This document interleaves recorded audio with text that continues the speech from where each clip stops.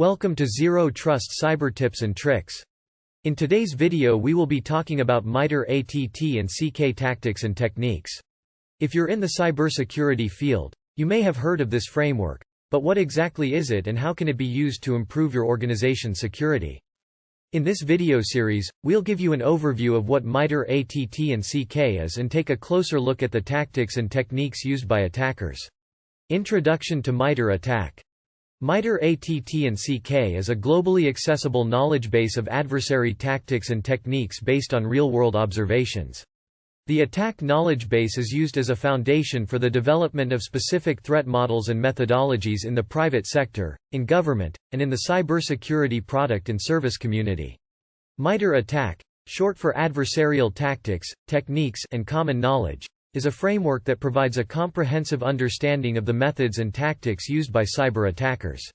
The framework is organized into a matrix that includes different tactics on the vertical axis, such as initial access, execution, persistence, etc. Part 14. Impact. The adversary is trying to manipulate, interrupt, or destroy your systems and data. Impact consists of techniques that adversaries use to disrupt availability or compromise integrity by manipulating business and operational processes. Techniques used for impact can include destroying or tampering with data. In some cases, business processes can look fine, but may have been altered to benefit the adversary's goals. These techniques might be used by adversaries to follow through on their end goal or to provide cover for a confidentiality breach. There are various techniques that can be used for impact, some of which includes account access removal. Adversaries may interrupt availability of system and network resources by inhibiting access to accounts utilized by legitimate users. Accounts may be deleted, locked, or manipulated, changed credentials to remove access to accounts. Adversaries may also subsequently log off and/or perform a system shutdown, reboot to set malicious changes into place. Data destruction. Adversaries may destroy data and files on specific systems or in large numbers on a network to interrupt availability to systems, services, and network resources. Data destruction is likely to render stored data irrecoverable by forensic techniques through overwriting files or data on local and remote drives. Common operating system file deletion commands such as del and erm often only remove pointers to files without wiping the contents of the files themselves, making the files recoverable by proper forensic methodology. This behavior is distinct from disk content wipe and disk structure wipe because individual files are destroyed rather than sections of a storage disk or the disk's logical structure. Data encrypted for impact. Adversaries may encrypt data on target systems or on large numbers of systems in a network to interrupt availability to system and network resources. They can attempt to render stored data inaccessible by encrypting files or data on local and remote drives and withholding access to a decryption key. This may be done in order to extract monetary compensation from a victim in exchange for decryption or a decryption key, ransomware, or to render data permanently inaccessible in cases where the key is not saved or transmitted. Data manipulation. Adversaries may insert, delete, or manipulate data in order to influence external outcomes or hide activity, thus threatening the integrity of the data. By manipulating data, adversaries may attempt to affect a business process, organizational understanding, or decision-making. Defacement. Adversaries may modify visual content available internally or externally to an enterprise network, thus affecting the integrity of the original content. Reasons for defacement include delivering messaging, intimidation, or claiming, possibly false, credit for an intrusion. Disturbing or offensive images may be used as a part of defacement in order to cause user discomfort, or to pressure compliance with accompanying messages. Disk wipe. Adversaries may wipe or corrupt raw disk data on specific systems or in large numbers in a network to interrupt availability to system and network resources. With direct write access to a disk, adversaries may attempt to overwrite portions of disk data. Adversaries may opt to wipe arbitrary portions of disk data and/or wipe disk structures like the master boot record, MBR. A complete wipe of all disk sectors may be attempted. Endpoint denial of service. Adversaries may perform endpoint denial of service (DOS) attacks to degrade or block the availability of services to users. Endpoint DOS can be performed by exhausting the system resources those services are hosted on or exploiting the system to cause a persistent crash condition. Example services include websites, email services, DNS, and web-based applications. Adversaries have been observed conducting DOS attacks for political purposes and to support other malicious activities, including distraction, hacktivism, and extortion. Service exhaustion flood. Adversaries may target the different network services provided by systems to conduct a denial of service, DOS.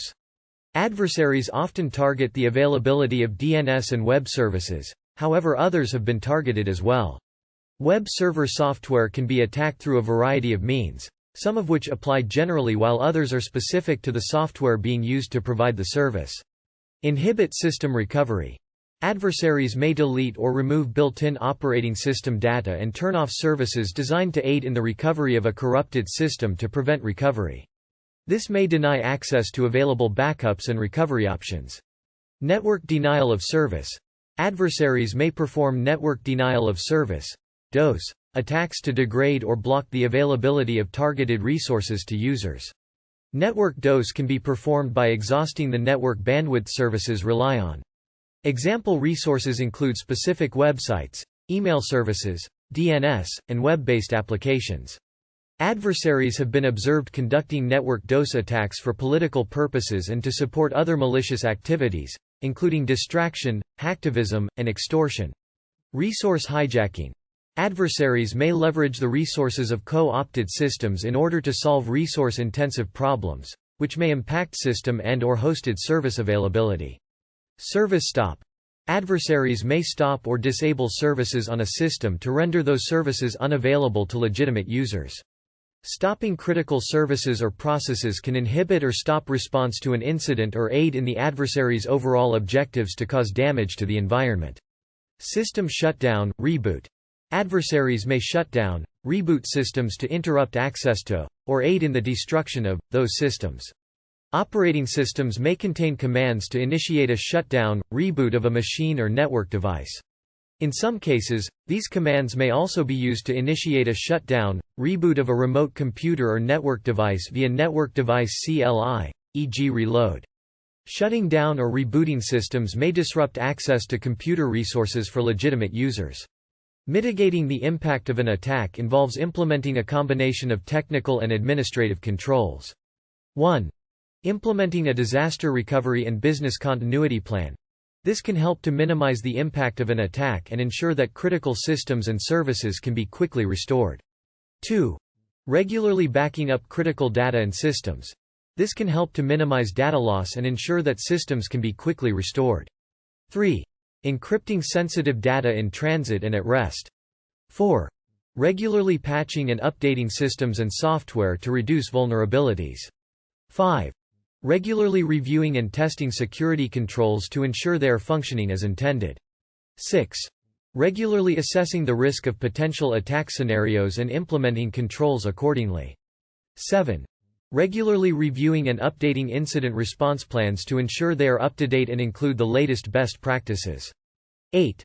Implementing security controls such as firewalls and intrusion detection and prevention systems.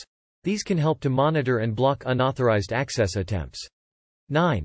Implementing security configurations management. This can help to enforce security policies across the network, and detect any unauthorized changes. 10. Implementing network segmentation and isolation to limit the spread of an attack. 11. Implementing network monitoring and analysis tools to detect any unusual network traffic or activity. 12. Implementing access controls to limit access to only those users and systems that need it. 13. Implementing user behavior analytics to detect any unusual activity. 14. Implementing least privilege access controls and data access controls to limit the scope of data that could be exfiltrated. 15. Implementing multi-factor authentication to prevent unauthorized access. 16. Implementing monitoring and logging to detect and respond to suspicious activity. 17. Building relationships with external partners, such as law enforcement and incident response teams, to facilitate a rapid response in the event of an attack. 18. Implementing security awareness and training program for employees. This can help to educate employees about the importance of security and the risks of phishing and social engineering attacks. 19. Having an incident response plan in place and regularly testing it. This can help ensure readiness in case of any attack. Additionally, it is important to regularly assess the impact of a potential attack on an organization, and prioritize the protection of critical systems and data. This can help to minimize the impact of an attack and ensure that critical systems and services can be quickly restored in case of an attack. Mitre ATT&CK framework provides a comprehensive understanding of the techniques and methods used by attackers to impact and can help organizations to identify potential vulnerabilities and implement countermeasures to prevent the impact. For more information about impact, go to Mitre website, at https://attack.mitre.org. Thank you for joining us in this Mitre ATT&CK series. We hope you have a better understanding of the tactics, techniques, and mitigations used in cyber attacks. Remember, the best defense against cyber attacks is to stay informed and stay vigilant. Keep learning about the latest threats and best practices for protecting your systems and networks. Don't forget to like, share, and subscribe to my channel for more cybersecurity tips and tricks.